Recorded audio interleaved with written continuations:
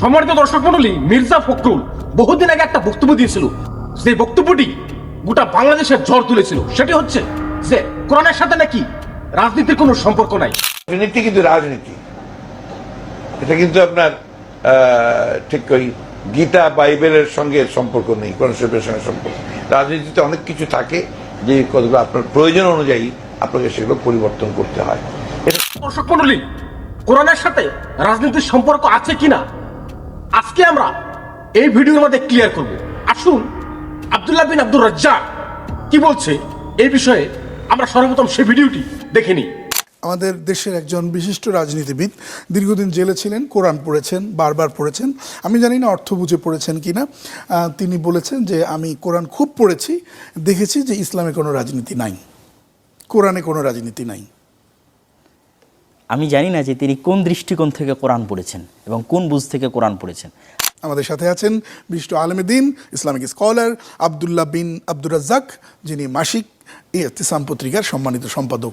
স্বাগত আপনাকে। আসসালামু আলাইকুম রহমতুল্লাহ। আসসালাম রাহমাতুল্লাহ। প্রথমে যদি এটা শুরু করি, ধর্ম নিয়ে রাজনীতি করতে দেয়া হবে না, হওয়া উচিত না, ইসলাম কি বলে? আল্লাহ সুবহানাহু ওয়া তাআলা বলেন, হুয়াল্লাযী আরসালা রাসূলাহু বিল হুদা ওয়া দীনিল হক লিইয়ুযহিরাহু আলা দ্বীনি কুল্লি, যে আমি এই দিন রাসূলের নিকট পাঠিয়েছি, এই দিন একদিন পৃথিবীর সকল দিনের উপর বিজয়ী হবে। আর আরেক হাদিসে রাসূলুল্লাহ সাল্লাল্লাহু আলাইহি ওয়াসাল্লাম বলেন যে এমন কোনো বাড়ি থাকবে না, মাটির বাড়ি এবং পাকা বাড়ি, যেখানে ইসলাম প্রবেশ করবে না। বিইজ্জি আজিজিন ও বিযিল্লি দালিলিন, কোথাও সম্মানের সাথে, কোথাও অপমানের সাথে। তো এই একটি আয়াত এবং একটি হাদিস প্রমাণ করে যে পৃথিবীর সকল তন্ত্র মন্ত্র বাদ মতবাদ যা কিছু আছে সকল কিছুর উপর সর্বক্ষেত্রে বিজয় অর্জন করবে ইসলাম। সুতরাং ইসলামের সাথে রাজনীতির সম্পর্কটা, রাষ্ট্র পরিচালনার সম্পর্কটা ওতপ্রোতভাবে জড়িত। আপনি রাজনীতির সঙ্গে জড়িত বলছেন, অনেকে তো এভাবে বলছে যে ভাই, জীবন, সংসার, জগৎ, আমাদের সমাজ, ধর্মটাকে এখানে টানেন কেন? আল্লাহ সুবহানাহু ওয়া তাআলা বলেন, উদখুলু ফিস-সিলমি কাফা, তোমরা ইসলামে প্রবেশ করো পরিপূর্ণরূপে। এবং আমরাও খুব মুখস্থ একটা বাক্য আছে, আমরা সবাই জানি Islam is a complete code of life.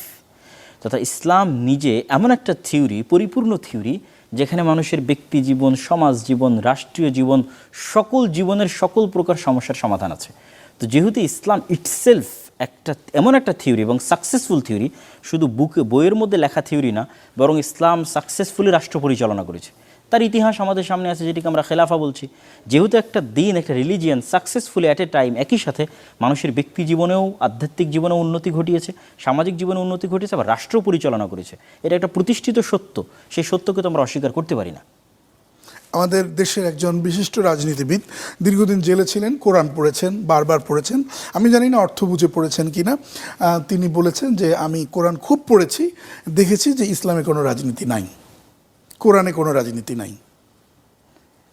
আমি জানি না যে তিনি কোন দৃষ্টিকোণ থেকে কোরআন পড়েছেন এবং কোন বুঝ থেকে কোরআন পড়েছেন। আমি যে আয়াতটা পড়লাম, সে আয়াতটা কি বলতেছে? সে আয়াতটা তো এটাই বলতেছে যে সে ইসলাম সমগ্র পৃথিবীর উপর বিজয়ী হবে, যে সমগ্র পৃথিবীর সকল কিছুর উপর বিজয়ী হবে। আর যদি ইসলামের রাজনীতি নাই থাকবে, তাহলে মুহাম্মদ সাল্লাল্লাহু আলাইহি ওয়াসাল্লাম কী পরিচালনা করলেন মদিনাতে? কী পরিচালনা করলেন আবু বকর, ওমর, ওসমান এবং আলী? তারা তাদের 40 বছরে কি পরিচালনা করলেন? তারা কি শুধু একটা রিলিজিয়ান, ধর্মীয় আচার অনুষ্ঠান, মসজিদের মধ্যে থাকা, জিকির আজকার করা, এটি নিয়ে ব্যস্ত থেকেছেন? না তারা যুদ্ধ বিগ্রহ করেছেন, রাষ্ট্র পরিচালনা করেছেন, জিজিয়া নিলেন বা কর নিলেন, সেটিতে ঐতিহাসিক শাস্তি দিলেন। যদি তারা যুদ্ধ বিগ্রহ করে থাকেন, রাষ্ট্র পরিচালনা করে থাকেন, তাহলে আপনি কি সেটি ইসলাম থেকে বাদ দিতে পারেন না? অনেকে এমন বলে থাকেন যে দেখুন, ধর্ম আর রাজনীতিটাকে যখন আপনি এক জায়গায় মিলিয়ে গুলিয়ে ফেলেন, তখন কিন্তু অনেকগুলো প্রবলেম হয়, অনেক কিছু ভাবতে হবে। সুতরাং আমি তো এগুলি করতে পারবো না। সুতরাং রাজনীতিকে ধর্মের সাথে টেনে আনা ঠিক না। প্রথমত আমাদের যেটি বুঝতে হবে, এই যে সমস্যাগুলো আমরা ফিল করি, যে ইসলাম যখন রাজনীতিতে আসবে বা রাজনৈতিক ক্ষেত্রে ইসলামের যে ভূমিকা এবং অবদান, যে দৃষ্টিভঙ্গি, এটিকে যখন আমরা সামনে আনি, তখন যত ধরনের প্রশ্নগুলো তৈরি হয়, এই প্রত্যেকটা প্রশ্ন তৈরি হয় বর্তমান যে কাঠামো আছে আমাদের রাষ্ট্রে এবং বর্তমান পৃথিবীতে। আমরা 2 ভাগে বা 3 ভাগে সেটিকে বিভক্ত করতে পারি। একটি হচ্ছে গণতান্ত্রিক রাজনীতি, এটি হচ্ছে সমাজতান্ত্রিক রাজনীতি, আর একটি হচ্ছে অর্থনীতির দিকে যদি আমরা বলি পুঁজিবাদী অর্থনীতি, এবং সমাজতন্ত্রের একটা আলাদা অর্থনীতি আছে। তো এখন সমগ্র পৃথিবীতে যেটি চলতেছে সেটি হচ্ছে গণতান্ত্রিক এবং পুঁজিবাদী। এটি সমগ্র পৃথিবীতে যারা সমাজতন্ত্রের নাম বলে তারাও আসলে দিন শেষে গণতন্ত্রের কাছে এবং পুঁজিবাদী অর্থনীতির কাছে মাথা নত করেছে। তো এই গণতান্ত্রিক যে সিস্টেম আমার দেশে বহাল আছে এবং পুঁজিবাদী যে অর্থনীতি আমার দেশে এবং পৃথিবীতে যে এক সিস্টেমে সমগ্র বিশ্বায়ন, গ্লোবালাইজেশন, যে সেটা সমগ্র পৃথিবীতে গণতন্ত্র থাকতে হবে, সমগ্র পৃথিবীতে পুঁজিবাদী শুধু অর্থনীতি থাকতে হবে, এই যে এক সিস্টেমে সমগ্র পৃথিবীকে রঙিন করার যে চেষ্টা, এই কাঠামোটা যখন বহাল থাকে তখনই ইসলামের এই সমস্ত বিষয়গুলো নিয়ে প্রশ্ন তৈরি হয়। কেননা ইসলাম ওই কাঠামোতে আঘাত করে। আপনি গণতান্ত্রিক সিস্টেমের মধ্যে থেকে রাষ্ট্রীয়ভাবে ইসলাম প্রতিষ্ঠা করবেন, খেলাফা প্রতিষ্ঠা করবেন, ইসলামের যে পূর্ণাঙ্গ থিওরি, এটা এক প্রকার অসম্ভব। সমাজ, আপনার রাষ্ট্র আপনাকে হতে দিবে না। ফলত ইসলামের প্রতিষ্ঠার শুরুটা হতে হবে একদম শুরু থেকে, গোড়া থেকে। ভিন্ন মতবাদ দিয়েই তো রাজনীতির সব ব্যাপারগুলো কষা হয়। পৃথিবীতে বড় বড় দার্শনিক যারা, তারা এই রাজনীতির বিভিন্ন মতবাদ বা ইজমগুলোকে সৃষ্টি করেন। ইসলাম ধর্মটাও তো অনেক ভালো, কিন্তু এটাকে আনা যাবে না কেন? আনলে প্রবলেমটা কোথায়? সেটি হচ্ছে পৃথিবীতে যত তন্ত্রমন্ত্র এখন আছে, এর একটি তন্ত্র এবং একটি মতবাদও সকল নাগরিকের জন্য, পৃথিবীর সকল মানুষের জন্য জাস্টিস প্রতিষ্ঠা করতে পারবে না। আপনি বলবেন যে আপনি এত বড় কথা বলে দিলেন, তার মানে কি ইউরোপ এবং আমেরিকার নাগরিকেরা জাস্টিসের মধ্যে আছে না? আমি বলবো তারাও ইনজাস্টিসের মধ্যে আছে, সেটা হচ্ছে অর্থনৈতিক ইনজাস্টিস। বর্তমান পৃথিবীর যে সিস্টেম, এই সিস্টেম কখনোই একজন মানুষকে স্বাধীন অর্থনীতি, একজন মানুষকে স্বাধীন রাজনীতি, স্বাধীন ধর্ম এই পরিপূর্ণরূপে পৃথিবীর সকল নাগরিককে দিবে, এটি ব্যর্থ, দিতে পারেনি, পারবেও না। কিন্তু এই জায়গায় ইসলাম সবচেয়ে ভয়ঙ্কর যে কাজটা করতে পারবে সেটি হচ্ছে প্রত্যেক পৃথিবীর প্রত্যেক মানুষকে তার স্বাধীনভাবে অর্থনৈতিক কার্যক্রম পরিচালনা করা বা অর্থনৈতিক স্বাধীনতা যদি আমি বলি, সেটি দিতে পারবে এবং সকল ক্ষেত্রে জাস্টিস প্রতিষ্ঠা করতে পারবে। আর এই সকল ক্ষেত্রে জাস্টিস প্রতিষ্ঠা হলেই বর্তমান যারা মোড়ল আছে, অর্থনৈতিক মোড়ল, বিশ্ব মোড়ল, তাদের সেই মোড়লিটা ধ্বংস হয়ে যাবে। সম্মানিত দর্শক মণ্ডলী, আপনারা মির্জা ফখরুলের বক্তব্য শুনেছেন, আর মির্জা ফখরুলের কথার জবাবে আব্দুল্লাহ বিন আব্দুর রাজ্জাক হাফিজাহুল্লাহ রাজনীতি সম্পর্কে অসাধারণ একটি বক্তব্য দিয়েছেন, আর তাদেরকে দাঁতভাঙা জবাব দিয়েছে ওইসব লোকদেরকে যারা কোরআনের অপব্যাখ্যা করে। আর জানি না, আল্লাহু আলাম, যারা কোরআন বুঝেও এরকম করে তারা তো নিকৃষ্ট মানুষ। যারা কোরআনে জানে যে রাজনীতি আছে, তারপর এমন বক্তব্য দেয়।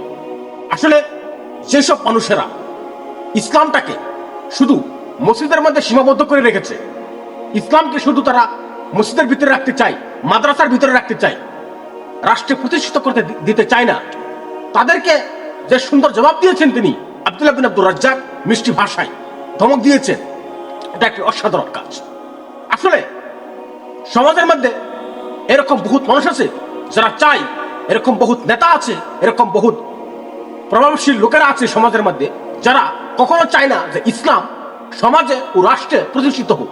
যদি ইসলাম সমাজে আর রাষ্ট্রে প্রতিষ্ঠিত হয়, তাহলে তারা বেকার হয়ে যাবে, তাদের কোনো কোলাঙ্গারি কাজে আসবে না, তারা একদমই বেকার হয়ে যাবে। আসলে পৃথিবীর সকল মানুষই চায় যে পৃথিবীতে শান্তি থাকুক, কিন্তু কিছু কিছু মানুষ আছে নিজেদের সুবিধার জন্য তারা সমাজে শান্তি বুঝিয়ে রাখতে চায় না। এরকম কিছু কিছু কোলাঙ্গার আছে।